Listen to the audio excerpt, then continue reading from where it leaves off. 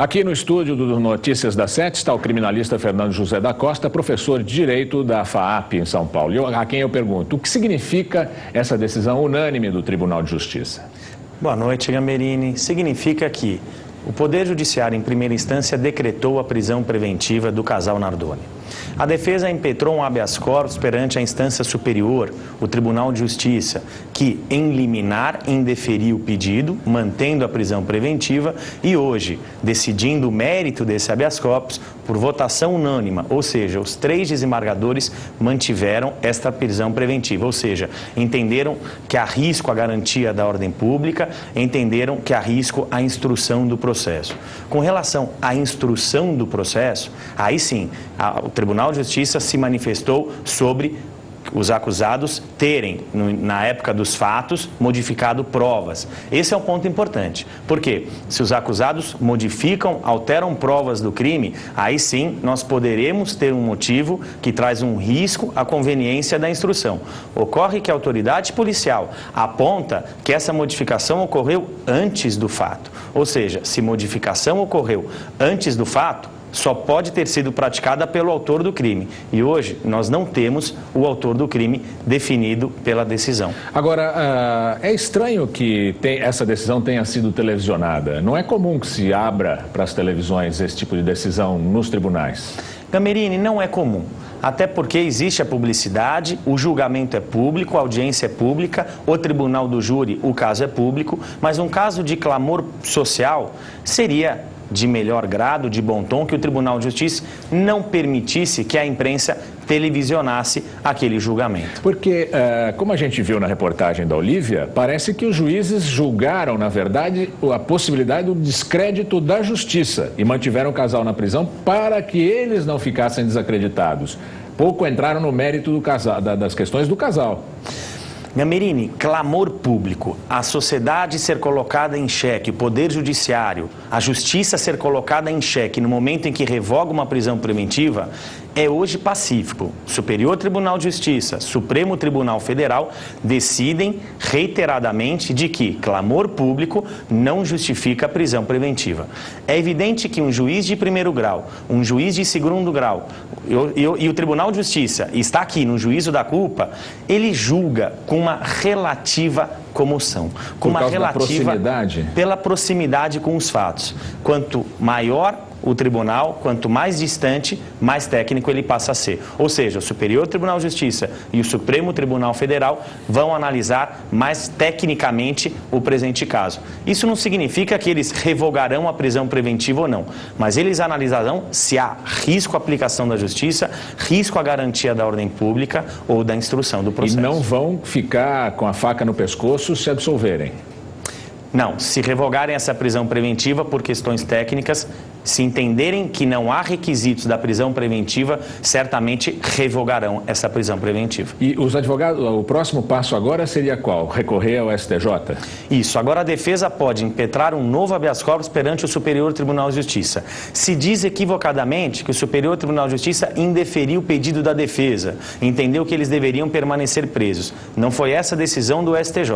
O STJ disse, eu não sou apto neste momento para analisar o habeas corpus. Por quê?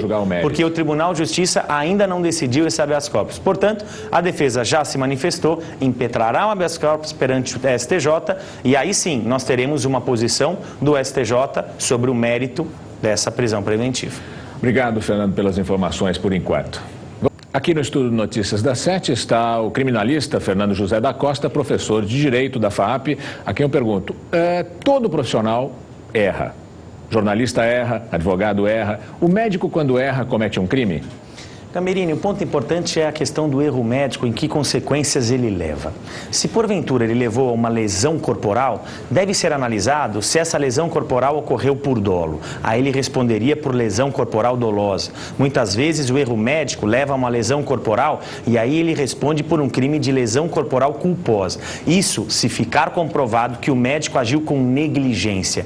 E o que seria a negligência? A falta de cuidado, de técnica que deveria ser utilizada aplicada naquele procedimento, naquela intervenção cirúrgica. Negligência e imperícia são a mesma coisa?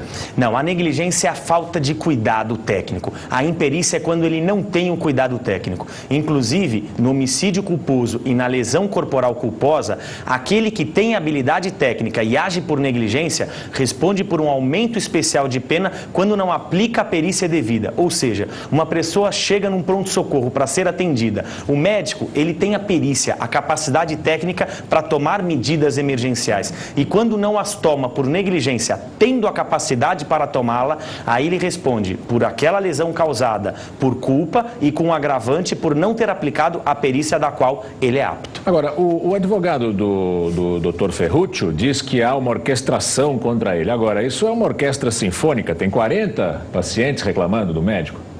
O que deve ser analisado é a culpa, a negligência, a imperícia ou imprudência de quem? Do médico no momento em que realiza aquela intervenção ou do paciente que não toma as medidas que deveria tomar indicadas, orientadas pelo médico. Quando você verifica, e eu não vou entrar aqui num juízo de culpa, 4 incidentes, se verifica aí uma grande chance de que esse médico, em alguma delas, possa sim ter praticado uma lesão corporal culposa. Em casos desse tipo, de casos de erro médico, o espírito de corpo dos médicos, ou seja, a capacidade deles se articularem, se defenderem uns aos outros, mesmo sabendo que há caso de erro, dificulta a resolução do caso, o ressarcimento das vítimas? Camerini, quando há um erro médico, se discute 3 ilícitos. Um ilícito administrativo no Conselho Regional de Medicina. Ali sim, podemos falar que pode ter um corporativismo. Ali se discute uma advertência, uma suspensão ou a expulsão desse médico do Conselho. Nós temos ainda um ilícito civil, uma indenização reparatória que poderá ser pedida ao médico ou ao hospital, dependendo do caso. E nós temos o ilícito criminal. Tanto o ilícito criminal como o ilícito civil são decididos pelo Poder Judiciário, ou seja, não há nenhum tipo de influência dos médicos, se é que podemos considerá-los corporativistas nesse caso. O que nós verificamos no Brasil, diferente do que acontece nos Estados Unidos. Lá, na maioria dos erros médicos, as pessoas reclamam, elas buscam justiça, tanto no âmbito criminal, como no âmbito civil, como no âmbito administrativo. Isso, lamentavelmente, não ocorre com frequência no Brasil. Mas nos Estados Unidos há um certo exagero dessa indústria do advogado e das reclamações, tanto que os médicos fazem seguros de milhões e milhões e milhões de dólares lá, não é? É difícil, Gamberini, você dimensionar quanto vale uma pessoa que tem uma deformidade permanente para o resto da vida. Uma pessoa que perde um seio para o resto da vida. Uma pessoa que sofre uma lesão para o resto da vida no seu rim, no seu pulmão. É difícil de mencionar isso. O que eu posso dizer é que as decisões nacionais indenizatórias, nesse sentido, ficam a desejar. São muito baixas, né? São muito baixas. Por que isso, hein?